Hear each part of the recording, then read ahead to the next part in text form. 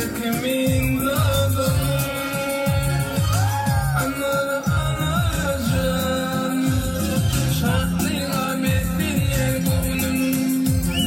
bunun dünyasının dinlesin gelir anları anacağım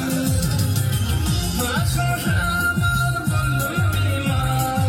beni humayнула yüreğim bala bala anacağım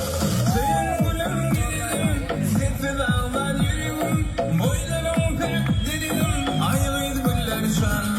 senin gülüm gidelim sensiz ağlar yüreğim boylarım pek dedim ayrıydı güller şan ne denir